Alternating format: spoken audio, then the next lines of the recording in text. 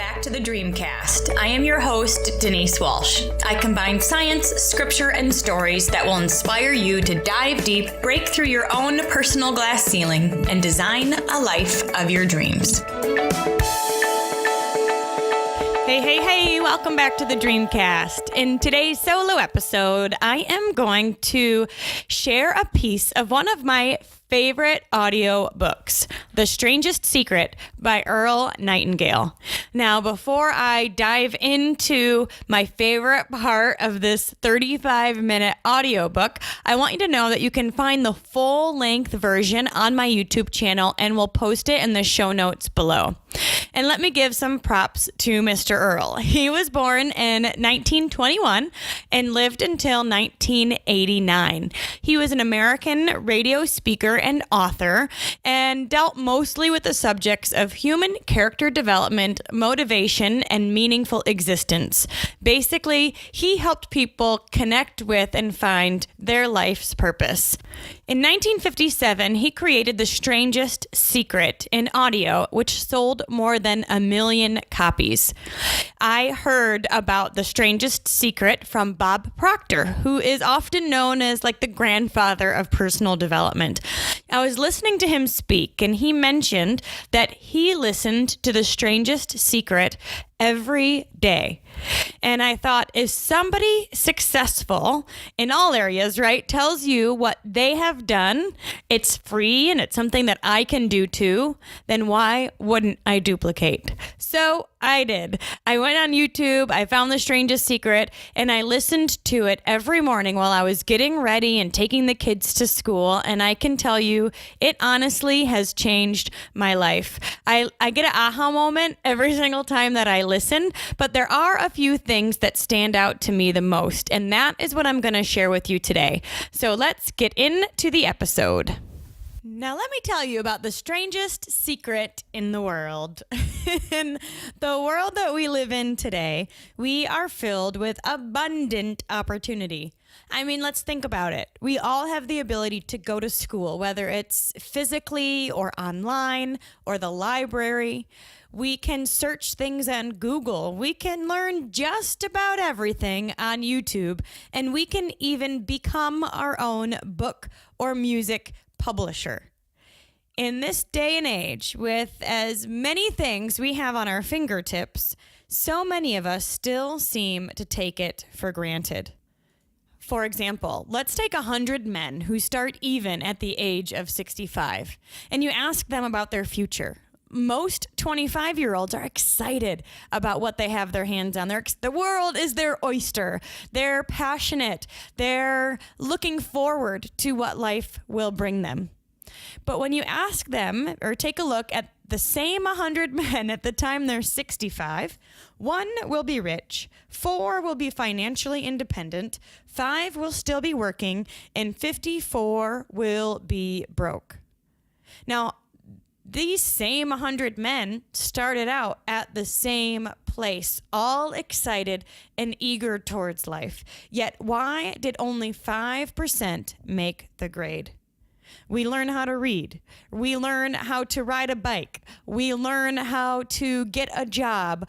But for some reason, we have not learned how to be financially free in the richest land in the world, full of opportunity. So let's take a look at the difference between the 5% who quote unquote make it and are successful versus the 95% who don't succeed. Now, if we're going to say success, right, then let's define success. Earl's definition is that success is the progressive realization of a worthy ideal, which basically means you decide what you want and you go get it.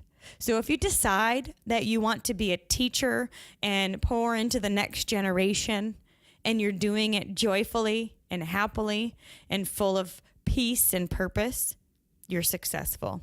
If you decide that you want to be a stay-at-home mom and you are good at it and you're excited about it and you feel called to this position, then you're successful.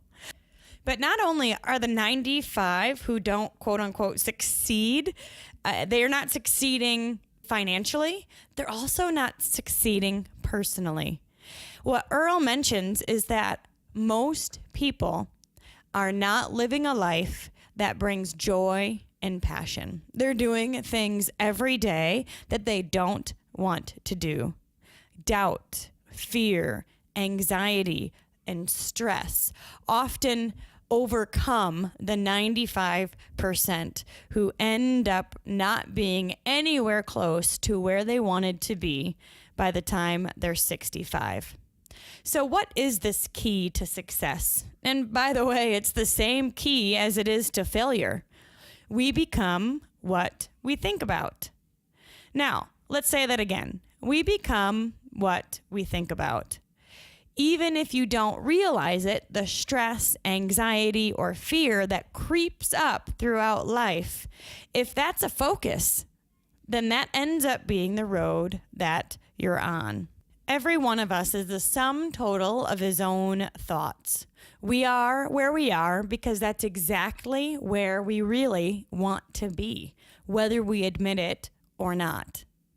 Each of us must live off the fruit of our own thoughts in the future because what we think today and tomorrow will be next month and next year and will mold our life and determine our future. We are guided by our mind. So we have done several podcasts on why this is your reticular activating system, the energy levels that you're putting out, like attracts like, and you can go back and listen to those or check out the Dream Life workbook because we go into detail on the science and scripture that connects all of this. But I want to end and tie this all together with two tests that Earl mentions in The Strangest Secret that can help you at the end of the day create a new thought habit. This 30-day test is where I want you to start. Now, keep in mind, you have nothing to lose and maybe everything to gain. There are two things that may be said of everybody. Each of us wants something, and all of us are afraid of something. And in this 30-day test, we are going to choose what we want every single day, rather than what we typically choose, which is what we're afraid of. So get out a 3x5 card, and on one side of the card, I want you to write what you want more than anything else. Anything else. What is the deepest desire of your heart? It could be money, or maybe it's a better house, or a running car, or peace in your family. It could be anything you want, a promotion. But the goal here is that you write it down specifically, a single goal and clearly defined. You can't be double-minded here because that splits your focus. So a single goal, clearly defined. And honestly, you don't even need to tell anyone that you're doing this. I want you to practice this yourself and see if anybody notices a change in you. Think about this goal cheerfully and relaxed in a positive way each morning when you get up, and you immediately then have something to work for. This is the fire in your belly that we talk about so often. Giving yourself that own fire consistently every day. So for 30 days, we are going to take control of our minds, and we can only allow it to think what we permit it to think.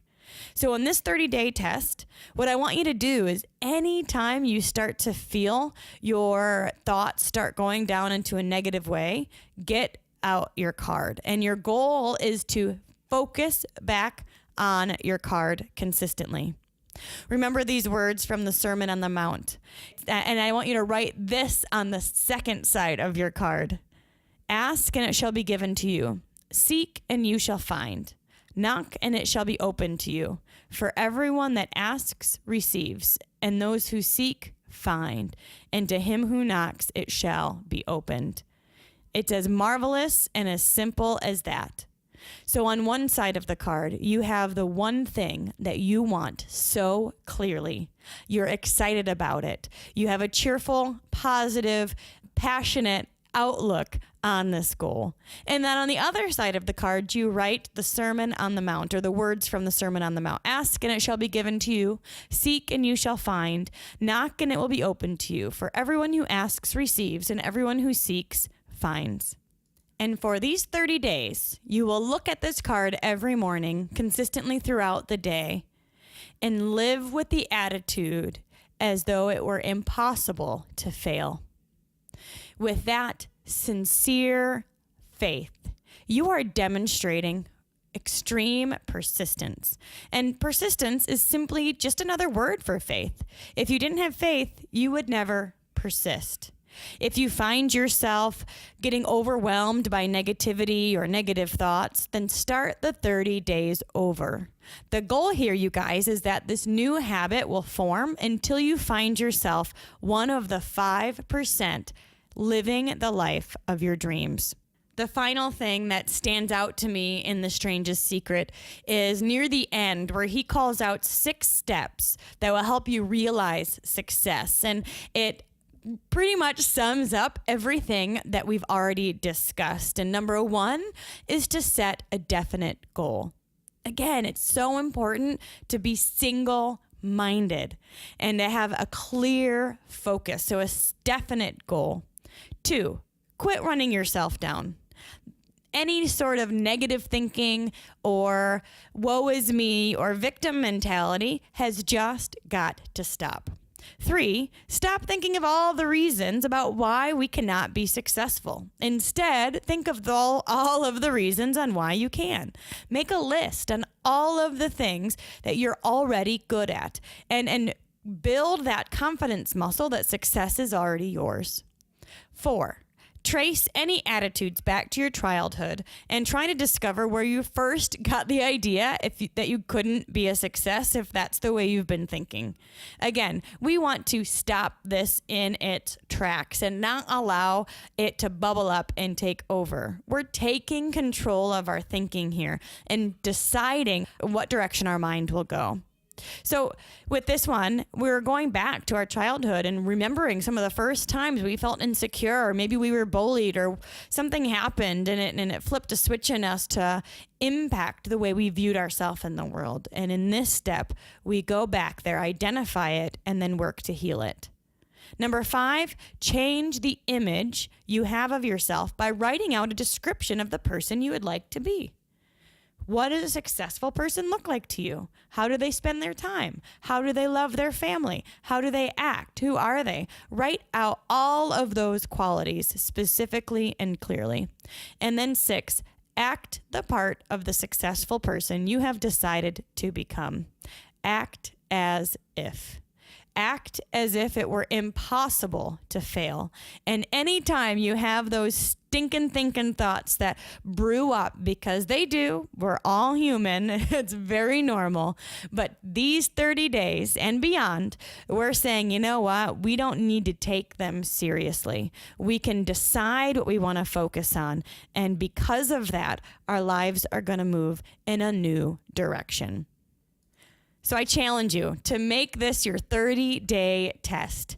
Listen to the full-length Strangest Secret, or if you need an abridged version, you can certainly choose this one, on repeat every single day.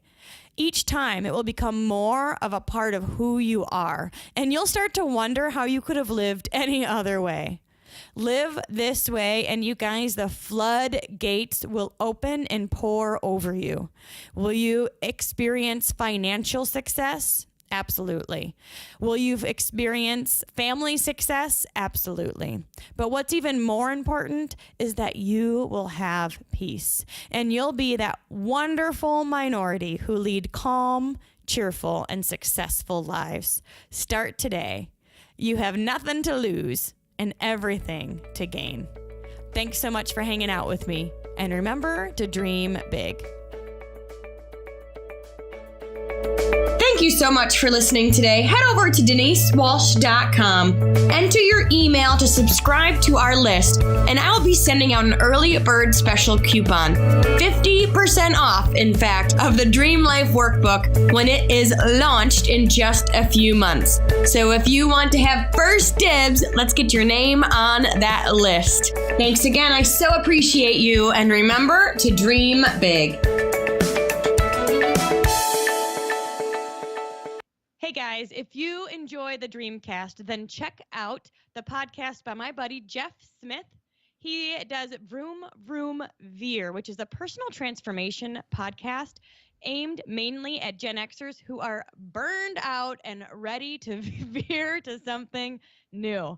Check it out at vroomvroomveer.com. Whoop, whoop. Well done. It's like you're a pro. Thank you. Oh, this will be really fun. Yeah, leave I'm all the excited. outakey stuff in too. That's fun. Okay, I have to hit stop real quick. Okay, and then I'll come back.